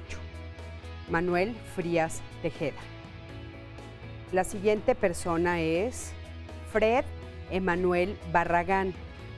Desapareció en el trayecto de Acambay, en el Estado de México, rumbo a Piedras Negras, Coahuila, el 1 de septiembre del 2018. Fred Emanuel Barragán. Cualquier información, ya sabes que nos puede ayudar para encontrarlos y que se reúnan con sus familiares. La última persona es Lucero Aide Reyes Pérez. Desapareció en la calle Miguel Ruelas, número 7, Colonia La Providencia, Teoloyucan, en el Estado de México. La fecha fue el 25 de agosto del 2000. O sea, realmente esta chiquitina pues ya está bastante mayor, pero pues bueno, la sigue buscando su familia y la seguirá buscando. Por favor, cualquier cosa que ustedes sepan es de muchísima ayuda. Acompáñame a ver el siguiente material. Con explicaciones. Con explicaciones y a la vez, pues sí, reprensión. Que entendieran, me ponía a platicar con ellos. Y ya sí, si no, sí les decía que si no hacían esto les iba a castigar. Dándoles a entender qué consecuencias puede tener si cometen algún error. Con palabras, dialogando, haciéndoles entender que pues, si, a ver, pon la mano en la lumbre, verdad, te dolió, entonces no lo vuelvas a hacer. Con explicaciones. Con explicaciones. Ellos de ese modo entienden, yo se los platico y no hay necesidad de darles un castigo, no somos animales. Lo que podía pasar y sobre todo el chantaje de que me hacían sentir mal. Pues bueno, ¿qué tal ese que dice, pues, toca el fuego, te quemó? Esa es la consecuencia, ¿no? Muy clara esa consecuencia, pero bueno, a veces nos cuesta como trabajo saber cuáles serían las consecuencias, ¿no? ¿Cómo estás, Juana? Muy bien, bienvenida. Gracias, buenos días. Buenos días. Oye, tú me dices, sí, a veces cuesta trabajo saber las consecuencias. Demasiado. O sea, como que es bien fácil decir, asume las consecuencias de tus actos, pero cuando me dice cuál va a ser la consecuencia, me quedo a veces callada, ¿no? Sí, ¿A ti te así pasaba es. igual? Sí, así es. Cuéntame. Sí. Bueno, yo tengo 7 hijos. Ándale. Entonces sí me ha costado un poquito de trabajo, pues sacarlos adelante. Soy el ogro de la casa. ¿Sí? Pero gracias a eso tengo unos hijos buenos y ¿Tú, padres buenos. ¿Te asumiste como el logro desde el principio? Sí, sí, tenía yo que gritar. Gritar. Sí, porque me desesperaba, pero después me arrepentía hablándoles con cariño siempre, porque así me educó mi madre. Volví a repetir los mismos patrones de mi madre. Oye, y por ejemplo, tu marido, su papá. Él, tranquilo. Él no era el logro. No, él es el ¿Él bueno. era qué, solo el proveedor? El bueno, y el proveedor. Sí. Ajá, él era el bueno. Entonces, cuando regresaba de trabajar, ¿te acusaban? Pues a veces sí. ¿Sí? A veces sí, y a veces se callaban, porque sabían que yo los trataba con cariño. Entonces, ¿tú crees que ellos entendieron que cuando tú levantabas la voz era por su bien? Sí, O y sea, me lo dicen hasta la fecha. ¿qué es lo que te dicen, Juan? Pues, por ejemplo, ellos, mamá, gracias, mamá, por cómo nos educaste. Ujú. Y yo considero yo que sí hice buen trabajo con mis hijos. Oye, ¿tú ves alguna diferencia entre cuando tú tenías a tus hijos pequeñitos y cómo los educabas y el entorno que vivías? O sea, que más o menos todas las mamás se educaban igual a cómo se educan hoy. Sí. ¿Cuál es la diferencia que ves, Juan? Mucho, muy ¿Podrías muy nombrar diferente, una cosa? Sí. El que los hijos someten a los padres ahora. Sientes que están Sí. sometidos. ¿Lo ves en tus hijos? En mis nietos. ¿En tus nietos? En mis nietos, A ver, sí. cuéntanos alguna historia, una anécdota. Por ejemplo, mis hijos le dicen a sus hijos, vamos a ir a ver a los abuelos. Ujú. Y es mentira, porque los niños llegan con los aparatos y se ponen a estar ellos y nunca se voltearon a ver al abuelo o abuelita, qué rica estuvo esta sopa, algo, Ujú. nunca. No, lo sientes como metidos en sus aparatos. Sí, ¿Y ves a tus hijos como un poco desesperados? Sí. ¿Que no Sí. saben qué hacer? Sí, porque te estoy hablando y ellos no. ¿Tú qué hubieras hecho? Un jaloncito de orejas. Ujú. Sí, como lo que se hace con mis hijos. Ujú. Perdóname mi vida, pero es necesario. Oye, y cuando tú se los dices a ellos, a tus hijos, ¿ellos qué te responden? ¿Por qué lo permiten? Por la esposa. Ya por acá dijeron, Sí, Juanita, por la te van a esposa. decir que le estás echando la culpa a las mujeres. No, lo que pasa es que ellas también deben de, lógico, trabajan. Ujú. Entonces, yo veo que la responsabilidad son ellos. ¿A qué te refieres? A que ellos son los que tienen que educar a los hijos. O sea, ¿tus hijos no trabajan? Sí, Ah, trabajan y ven sus hijos. ¿y ellas son no? proveedores de sus casas, sí, también. Ah, también. Sí, Ujú, pero los ok. hijos, o sea, ellos son los que tienen más preocupación por sus hijos. Ujú. Ok, muchísimas gracias, Juan. ¿Qué le podríamos decir? ¿Alguno de ustedes quiere comentar algo? O sea, esta diferencia entre una generación y otra. Pues yo me iría más bien por el jaloncito de orejas. Ajá.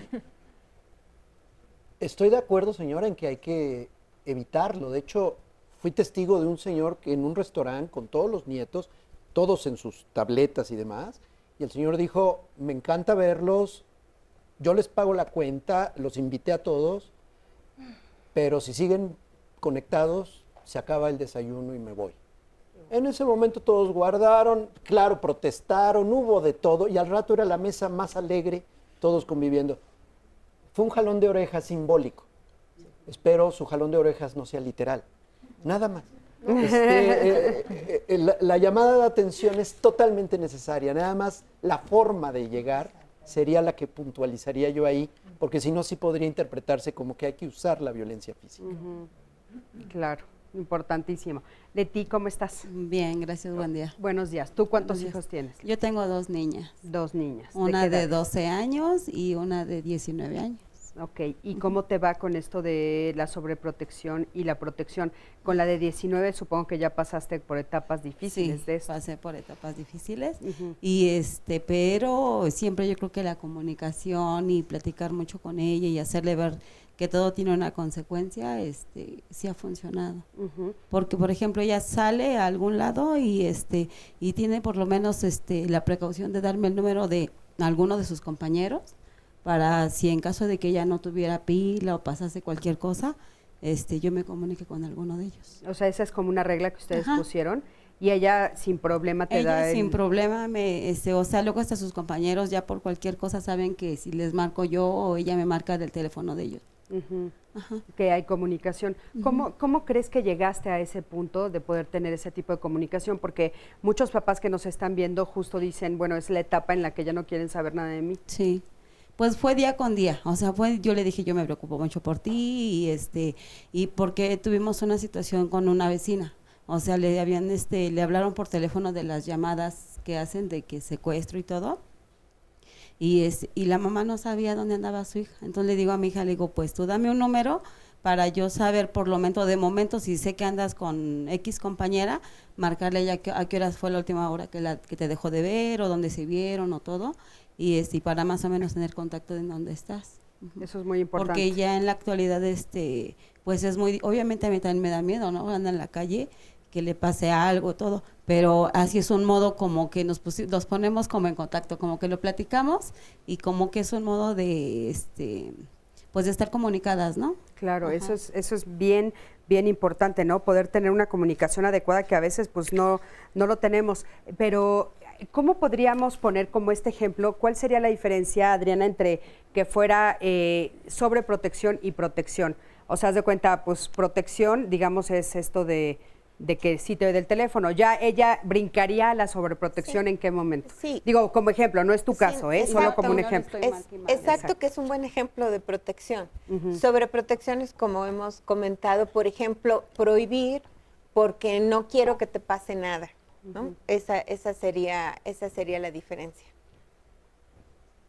Sí, o sea, estar todo, por ejemplo, algunas mamás lo que hacen es estar hablando todo el tiempo, ¿no? ¿En dónde estás? ¿Ya llegaron? A ver, ¿y con quién estás bailando? ¿Y estás bebiendo? ¿No? Y inclusive yo sé de un caso de una señora que les habla a los amigos. Oye, mi hijo, ¿cuánto ha bebido? Al amigo del hijo. Sí, y esa sobreprotección causa el efecto contrario al que queremos, ¿no? ¿Cuál sería el efecto que veríamos? Pues que ahora sí que los vamos a perder en el sentido de que se van a alejar, de que van a desaparecer. Si una mamá tiene una comunicación como la que nos contó Leticia, en realidad está estableciendo un nivel de confianza para poder, o sea, ese es un buen nivel de confianza para poder estar comunicadas. Ese me parece un gran ejemplo. Claro, muy bien. Tenemos por acá a Vicky. ¿Cómo estás, Vicky? Hola, Cristina, buenos días. Qué gusto tenerte por aquí. ¿Cuántos hijos tienes tú? Tengo uno, tiene 13 años y bueno, ahorita va en la secundaria y yo tomo clases de escuela para padres ahí en la secundaria. Entonces yo estoy un poco confusa porque ahorita lo que hablaban los expertos, ¿no? Una cosa, leyendo el libro de Vidal, aprendí lo que es un castigo a diferencia de una consecuencia. Así es. Y ahorita hay una pregunta que les hacen, ¿cómo los castigas? Entonces yo ahorita me confundí. No te confundas, son consecuencias. Entonces el castigo no existe. Sí existe. No, pero es que es una pregunta que hicimos capciosa. Porque de repente, sí, ¿no? O sea, de repente, y sí es real, o sea, los papás la tenemos como muy a flor de piel, ¿te das cuenta? O sea, de repente es como mucho más fácil decir, y lo castigué, ¿no? Es como una frase que tenemos muy a flor de piel los papás, cuando realmente pues lo que deberíamos de estar es, pues bueno, que ellos asuman su consecuencia. Pero a ver, Vidal, ayúdanos en este tema, porque sigue la confusión bien fuerte. Claro, el castigo es desproporcionado. Las características del castigo es que es desproporcionado, a diferencia de una consecuencia que es proporcional a la trascendencia del acto que realizó el niño, qué efectos tuvo. Primer punto. La consecuencia está orientada a reparar y a resarcir cuando hay daño.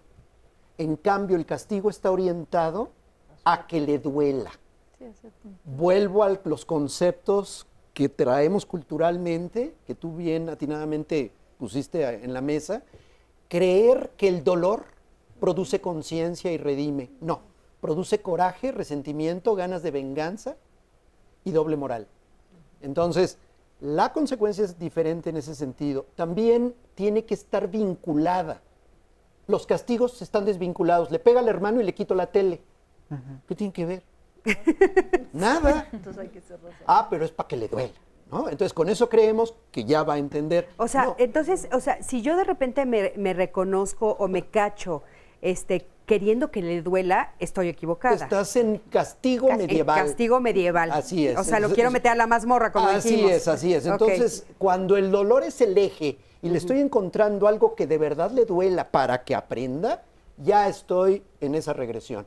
Vamos a hablar de que esté orientado a reparar y a resarcir cuando hay daño real y que esté vinculado. Si afectó al hermano, es con el hermano. Los pongo a trabajar juntos, a arreglar algo juntos, con supervisión estrecha para que no le siga dando. Y tiene que ser oportuna. La consecuencia debe ser oportuna, a diferencia del castigo, que normalmente es retroactivo. De ahí, una vez hiciste eso y de ahí en adelante ya tienes la etiqueta por siempre. Y nunca cerramos el capítulo y nunca hay un cierre en el cual aprendes. Y por último, la consecuencia da seguimiento. cómo vamos a dar seguimiento para que eso realmente lo veamos, que se aprendió. A diferencia del castigo, que no hay ningún seguimiento y solamente hay fantasías de que a través del dolor el niño ya aprendió. Es una fantasía completamente absurda que no va a conducir a nada. Oye, y una de las cosas que sucede mucho en la familia es esta repetición del hecho, como dices, ¿no? O sea, que es una frase que usamos mucho en México, de que una vez que matas un perro ya eres mataperros, ¿no? Sí. Y entonces de repente es, no, bueno, es que tú, cuando tenías 3 años, ¿no? Mamá, tengo 30, sí, pero a los 3 años. Sí, o me defraudaste cuando te metiste con tal muchacho a los 16. Bueno, ajá, ¿no? Y tienes 50 años. ¿No? Sí. Pero sí sucede, ¿no? O sea, de repente eso es un castigo, ¿verdad, Vidal? O sea, el hacerle eso a mi hijo, de repetirle una y otra vez aquello que me hizo. Es un chantaje para tenerlo controlado. Es violencia. Y es violento, ¿no? Porque entonces no te permite resarcir de ninguna manera. No hay cierre. No haber cierre no hay aprendizaje, no hay un desarrollo, no hay un crecimiento, no hay educación. Claro, por supuesto, no hay educación, no hay nada que aprender ahí. Creo que es como muy, muy importante. Pero bueno, siguiendo con esta línea, ¿no? Entonces, ¿qué podríamos hacer como papás? O sea, para ubicar que estamos entre perdón, se me fue ahorita la palabra. No. Estar sobreprotegiendo o estar protegiendo. O sea, ¿qué líneas nos podrías dar como un poco para que los papás se ubiquen? Bueno, cuando tú no tienes estructura, cuando le das demasiado y cuando crías en exceso, son como las 3 diferentes caras que podemos ver de la sobreprotección. Doy demasiado, sigo cuidándolo de cosas que no debería yo cuidarlos. ¿Y qué estructura tiene? Si no hay ninguna estructura, hay caos, hay desorden, también es una manera de no permitirles ese proceso de crecimiento y de desarrollo. Claro, es bien importante todo esto. Oigan, seguimos con las llamadas, porque bueno, hay muchas, quiero decirles que hay muchas a través de Facebook Live también, sabemos que están ahí, y bueno, lo que pasa es que a veces no nos podemos conectar, está fallando un poquito la red, pero sabemos, por ejemplo, que hay una abuelita que nos está diciendo que, bueno, ella se enfrenta con este problema de los límites, que le dejan a cuidar a sus nietos, y que sin embargo, cuando ella intenta poner límites o decir que algunas cosas no están bien o no están mal, cuando regresan los papás se encuentra con un enojo y un regaño. ¿Qué podríamos decirles, Lino, a las abuelas y los abuelos que nos están viendo? Vamos a un corte, perdón, me acaban de decir que tenemos 30 segunditos. Regresando, ¿nos los puedes decir, por favor? O sea, los abuelos también están preocupados, sí, ¿no? Claro. Porque están justamente entre estas 2 generaciones, ¿no? Entre la generación de los hijos y la generación de ellos tratan de educar como ellos sabían y de repente los hijos les dicen que no. Vamos a un corte, en un momentito regresamos, quédate con nosotros, estamos en Diálogos en Confianza.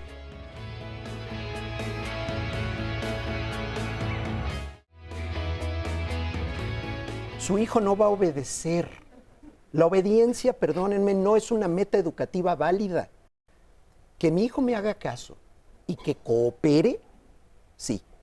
Tienes que intervenir, tienes que tener una acción asertiva, eficaz, pero no autoritaria, como requiere canalización al especialista. No hay manera de que una mamá pueda manejar la adicción de su hijo. Un adolescente que es internado 3 meses por una situación de sustancias, muy probablemente va a desarrollar ahí un rencor hacia los padres que después va a hacerse más complejo. O sea, he notado que la mayoría de los papás pierden ese acercamiento y conexión con los hijos. Sí es importante buscar otra vez cómo recupero la conexión con mi hijo. Darle confianza. Si tú le das confianza a la niña o al niño, es como le estás dando un peso muy importante. Entonces, ¿cuándo es que no va a haber permisos? Pues cuando no te tenga confianza, cuando yo sienta miedo, cuando en realidad siempre, desde la parte de la confianza ya está dañada, entonces yo siempre podría pensar que algo malo podrías estar haciendo. Al final creo que es muy importante que sí ubiquen desde qué emoción están haciendo cada acto y si esa emoción es o no es racional. Pero la comunicación no siempre es en un momento cálido de sentarte, contacto visual y vamos a hablar tú y yo. La figura del esposo es clave para la resolución de ese nudo. Sí. Generalmente cuando los padres se ponen de acuerdo, están del mismo lado, es mucho más fácil saber qué cosas sí y qué cosas no. tengo que definir qué emoción tengo, pero además dar un mensaje yo. El mensaje debe de ser hacia lo que yo estoy sintiendo y teniendo ahí emocionalmente, para que la niña o el joven pueda tener una oportunidad mayor de vínculo, poner límites a la interrelación de pareja, para que entonces podamos ponerle límites sensatos a los hijos. Bueno, pues ya estamos aquí de regreso y como dijimos antes de este corte, bueno, estábamos hablando de los abuelos, ¿no? Que hay varios abuelos que nos están llamando y diciendo, bueno, yo tengo esta confusión porque intento poner límites, me están dejando al cuidado de mis nietos y sin embargo estoy teniendo problemas con sus papás.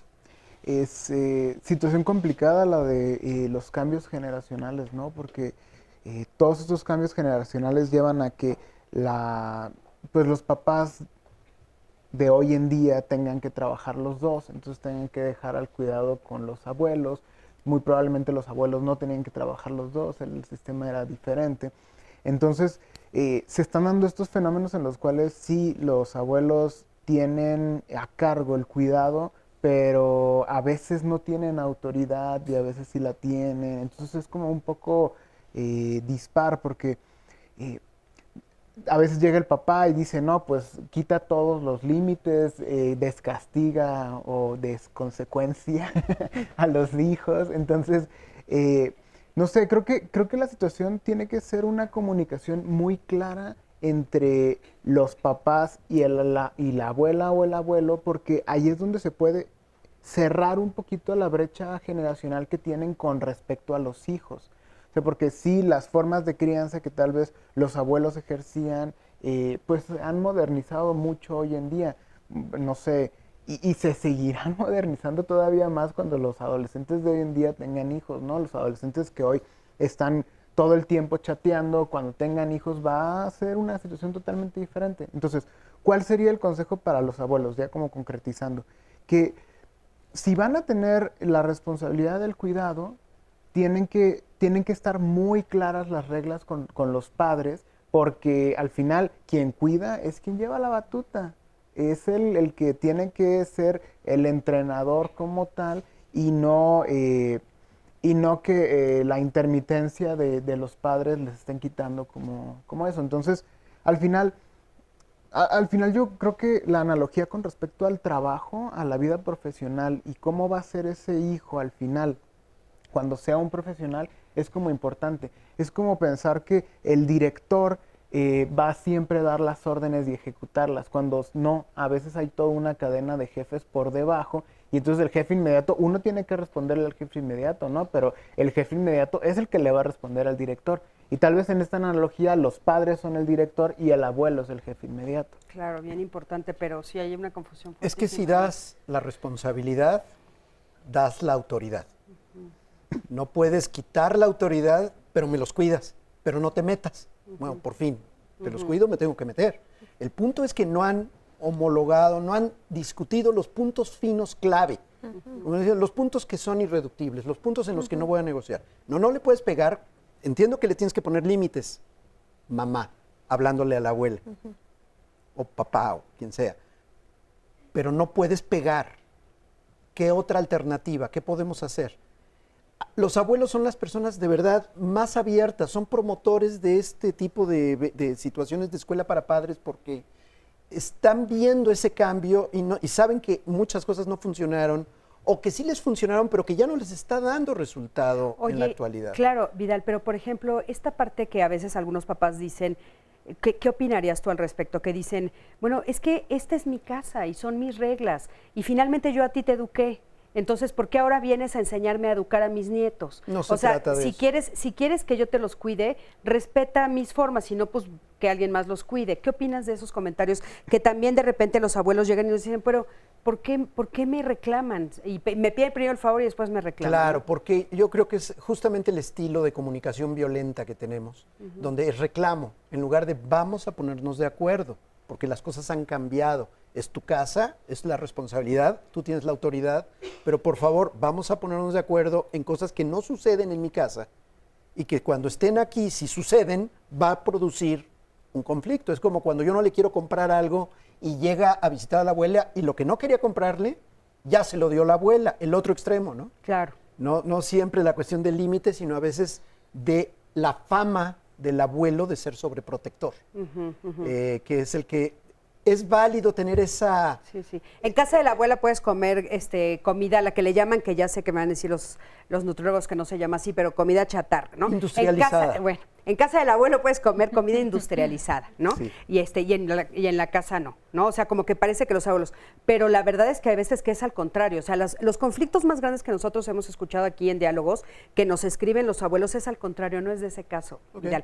Es justamente el contrario, ¿no? Que dicen, es que de veras mis nietos se me están subiendo a las barbas. O sea, vienen a la casa y me gritan, me ordenan, desordenan toda la casa, se portan... Y no lo deben de permitir. Exacto. Pero, y cuando llega mi hija me dice, pero es que tienen que ser libres, pero es que tú debes de cuidar, es que los niños tienen derecho. O sea, sí estoy siendo clara que en esa confusión es donde están viviendo ahora las familias. Ahí a esa confusión, ¿qué podríamos Pero ahí decirles? tienen que tener, Cristina, creo yo, una comunicación y establecer las normas, pero de entrada el abuelo.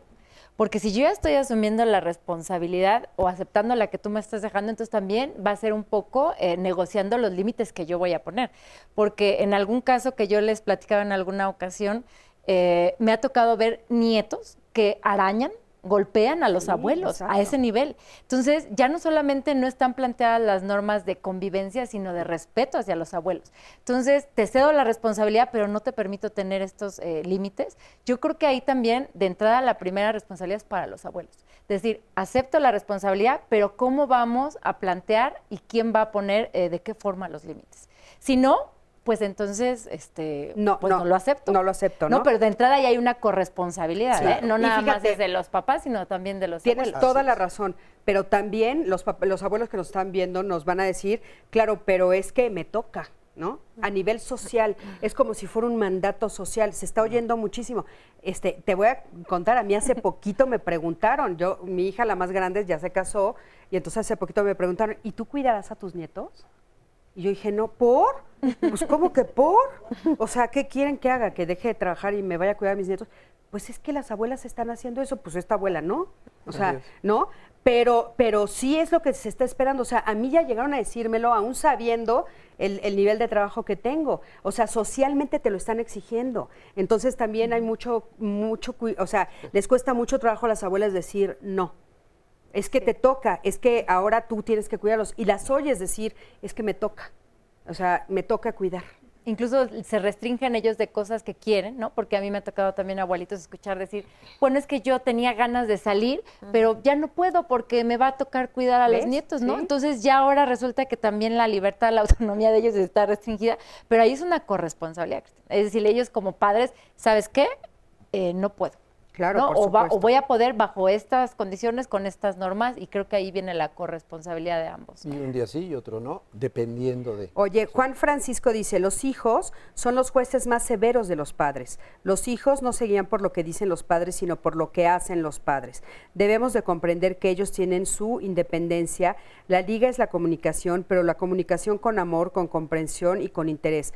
Tengo 4 hijos maravillosos que cuando ellos se caen, yo les ayudo a levantar, pero no por eso son de mi propiedad. Juan, muchísimas gracias por tu comentario y bueno, pues sí, creo que es importante. Jacqueline, tengo 2 hijos, el menor tiene 10 años, me separé hace 3 años de su papá por violencia intrafamiliar, tengo muchos problemas con mi hijo. Si yo le quiero restringir el teléfono, él me acusa de ratera, se pone muy agresivo, incluso cuando llega a la casa de su papá, me empieza a decir insultos que me decía su papá. ¿Cómo puedo atacar este problema con mi hijo? Quisiera un consejo. ¿Por qué atacar? Yo creo que en este caso, para la violencia filioparental, y este ya es un ejemplo de esto, estamos trabajando ahorita, y si quieres después te lo hago llegar, en esta parte como del violentómetro, ¿no? Pero de los hijos hacia los padres, para que ellos en primer lugar aprendan a reconocer estas señales, Cristina, porque una vez que nosotros dejamos que se empoderen ellos, ya es muy difícil volver a recuperar el control o el dominio, o si quieren el orden, ¿no? de la armonía del hogar. Entonces, yo ahí la invitaría primero a reconocer estas señales para poder actuar de manera oportuna y no permitir que se incremente, porque en alguna vez lo comentábamos, el fenómeno de la violencia filioparental puede llegar incluso a atacar o querer matar incluso a los padres. Bueno, ha llegado, ¿no? Y sin considerar el parricidio, simplemente la violencia crece tanto que se sale de control. Entonces yo le recomendaría identificar estas primeras señales y acudir evidentemente al especialista para ayudar a desactivar, ¿no?, todo esto que evidentemente ya creció. Ahorita nos dijiste, bueno, que nos podrías hacer llegar, por supuesto que nos interesa muchísimo, pero las personas que están viendo, ¿hay alguna página donde ellos puedan acudir para ir teniendo como una guía de esto? El violentómetro. Bueno, ahorita apenas lo estamos diseñando, efectivamente cuidando las cuestiones de la validez, ¿no?, que realmente mida lo que tiene que medir, pero si gustan, yo se los hago llegar por medio de la producción para que ellos lo puedan checar, ¿no? Ok, bueno, pues está interesante, lo tendremos nosotros y lo pondremos en redes sociales. ¿Nos podrías decir algunos tips, por ejemplo, las primeras cosas que tendríamos que poner atención? Primero se inicia siempre con la violencia psicológica, pero por parte de los niños hacia los papás, ¿no? Que podría ser el hecho, no te hago caso, pero en una cuestión intransigente. Te pongo sobrenombres, te digo a lo mejor groserías, es decir, va aumentando esta violencia psicológica, el chantaje, me voy a ir de la casa, mi papá es mejor que tú. Entonces empieza a haber una serie de signos, ¿no?, o de señales que los papás pueden ir identificando antes de llegar ya a niveles muchísimo más elevados, como puede ser la cachetada. Un niño que le da una bofetada a un padre ya sobrepasó evidentemente todos los límites del respeto, ¿no? Porque aparte lo que es bien importante puntualizar es esto que va en aumento, ¿no? O Siempre. sea, empieza de poquito, más grande, más grande, más grande. Ya la cachetada es mucho cuidado. O sea, ya rebasamos un chorro de cosas antes que tal vez no me di cuenta como papá, ¿verdad? Y en lo que se ha estudiado, Cristina, es bien interesante ver ahí que regularmente el tiempo, ¿no?, para llegar a la bofetada es de entre año y medio y 2 años. Está muy bien estudiado este tiempo en el cual se incrementa esta violencia hacia los padres, y yo creo que ahí sería bien interesante que ellos puedan identificar estas señales antes de llegar a pues ya esas instancias, ¿no?, o que ya haya crecido mucho. Híjole, por supuesto que sí. Ana Orozco, tengo 2 hijas y un hijo, los 3 son completamente diferentes, quisiera llevarlos por el mismo camino y llegó el momento en el que se cansaron de hacer lo que los demás hacían. Lo mejor es darle a cada quien su valor justo, cada cabeza es un mundo y no hay una regla para educar a un hijo. No hay más que adaptarse a los hijos, a su forma de pensar, de sentir, de expresar su afecto, etcétera.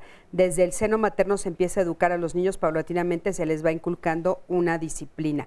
Ana, muchísimas gracias. Y es un poco lo que tú decías, ¿no? A nivel personal, o sea, sí es muy difícil generalizar, aunque sí estamos viendo que hay muchas generalizaciones, pero a nivel personal también cada hijo es diferente, ¿no? Así es. Voy contestando, resumiendo la pregunta de hasta dónde estirar la liga. Si nos queremos hacer o sea, contestarnos esa pregunta, yo creo que es qué cosas estamos priorizando. El respeto, pero mutuo, ¿no? La confianza, pero mutua, y la seguridad en el caso de esto de los permisos, ¿no? Algunos padres están priorizando la obediencia, el castigo, los límites, o sea, están centrados en se me están yendo de las manos y entonces olvidan como lo verdaderamente importante. Y voy al punto del respeto porque los casos que nos están comentando acá, el respeto primero lo pautaron, lo ejemplificaron los padres. Claro. Entonces no salieron salvajitos así de la nada. Espontánea. Exacto, de unos padres que eran todos amorosos y respetuosos y no. O sea, salieron de familias que vivían violencia de alguna manera. Sabes que eso es como bien importante, ¿no? Porque sí educamos con el ejemplo. Lino, ¿qué quisieras decir a forma de conclusión? Creo que la conclusión aquí es la parte de la empatía que habíamos comentado. Yo soy un fiel creyente que a nivel como psicosocial, el estimular mayor empatía siempre va a ayudar. Esto que dicen de que el amor lo cura todo, yo creo que se refiere a la empatía, ¿no? Yo también. Tal vez no al amor pasional, sino más bien a la empatía lo puede curar todo. Tienes toda la razón, trabajar en eso profundamente, estoy de acuerdo. Gracias, Lino. Vidal. Bueno, hacer un intento por comprender estos conceptos que nos permitan movernos del premio y el castigo y del amaestramiento de los hijos hacia un proceso más consciente de consecuencias y las consecuencias de entenderlas no como necesariamente sustitutos de castigo light, porque luego te atienes a esto es consecuencia de lo que hiciste. Es un castigo disfrazado. Es un castigo rebautizado. Claro. O sea, tienes que ubicar que la consecuencia puede ser positiva también. La palabra consecuencia no debemos darle esa contaminación de negatividad. Puede ser consecuencia positiva, regular, negativa, en función de lo que tú elegiste, es causa y efecto. Entonces dejemos de contaminar la palabra consecuencia, porque al rato nos vamos a quedar ya sin alternativa, ¿no? Claro. Si estamos quitando premio y castigo y aplicamos consecuencia y la consecuencia es mala, entonces ¿con qué nos quedamos? Por favor, Caco. Equilibrio entre afecto y control. Y sobre todo recuperar la conexión con sus hijos, porque yo creo que desde ahí es donde está la verdadera solución. Muchísimas gracias. Gracias a los 4. Gracias por haber venido. De veras estuvo muy, muy bueno este programa. Gracias a todos ustedes por haber venido aquí. Gracias a ti que siempre estás del otro lado de la pantalla.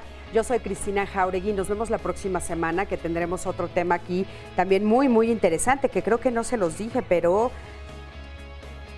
las razones invisibles para tener hijos. Va a estar buenísimo. Los veo la próxima semana aquí en Diálogos en Confianza. Hasta luego.